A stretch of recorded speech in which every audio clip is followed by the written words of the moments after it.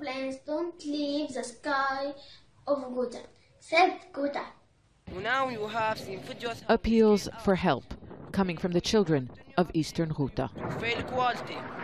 We are being killed by your silence. Save us before it is too late. Mohammed Najm says.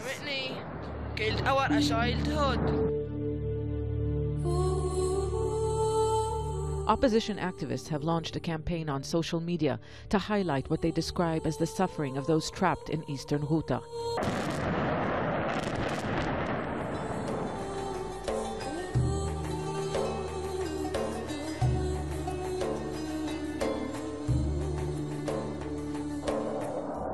The intensity of the airstrikes targeting the rebel-held area has been unprecedented. The bombing, relentless. Syrian and Russian aircraft have stepped up bombardment in recent days in a military operation that began in late December.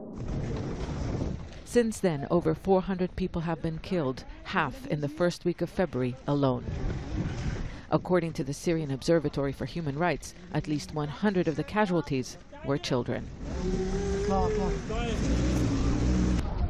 Nowhere is safe. The United Nations says people are under extreme danger. Calls for a ceasefire have been ignored. 3 health facilities have been hit in the past week. The UN has been trying to evacuate hundreds of critically ill and wounded patients for months now.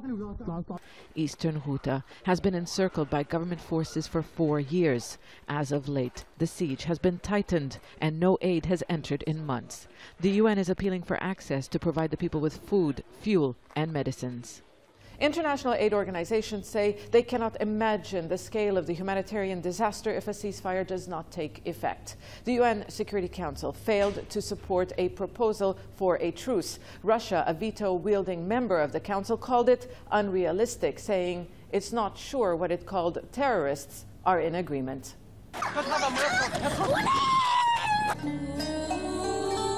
The people of eastern Ghouta still have their voices. They are hoping to be heard. But campaigns like this one have been tried in the past. They didn't stop the bloodshed. Residential areas are being hit. Buildings are being flattened.